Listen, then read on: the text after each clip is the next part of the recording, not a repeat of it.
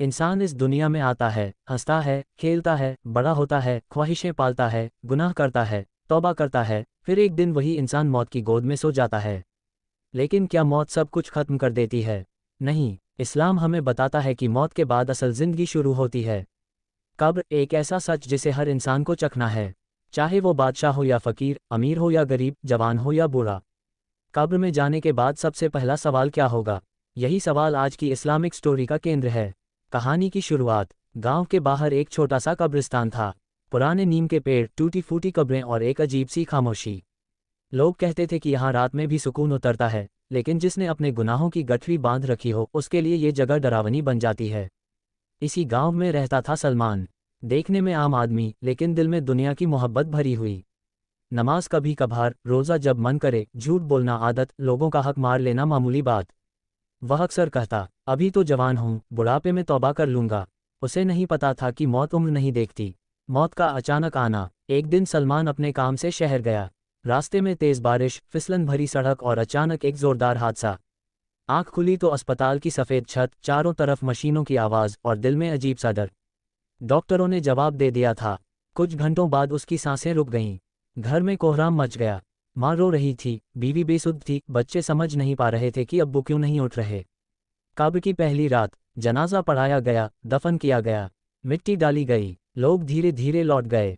अब सलमान अकेला था, बिल्कुल अकेला। अचानक उसने महसूस किया कि कोई उसे जगा रहा है। उसकी आंखें खुलीं, लेकिन ये दुनिया नहीं थी। कब्र तंग हो रही थी। अंधेरा, घुटन और डर। उसी वक्त दो डरावने लेकिन रौबदार फरिश्ते आए, मुनकर और नकीर। उनकी आवाज़ ऐसी थी जैसे गड़गड़ाहट। ए इंसान, जवाब दे। पहला सवाल। सबसे पहला सवाल पूछा गया, तुम्हारा रब कौन है? सलमान घबरा गया। जिंदगी में उसने अल्लाह का नाम लिया था, लेकिन दिल से नहीं। जबान लड़खड़ाई, दिमाग सुन्न हो गया।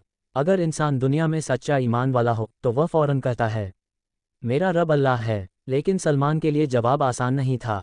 दूसरा सवाल फिर पूछा गया, तुम्हारा दीन क्या है? क्या वह सिर्फ नाम का मुसलमान था, या अमल वाला? दीन सिर्फ पहचान नहीं, जिंदगी का तरीका है।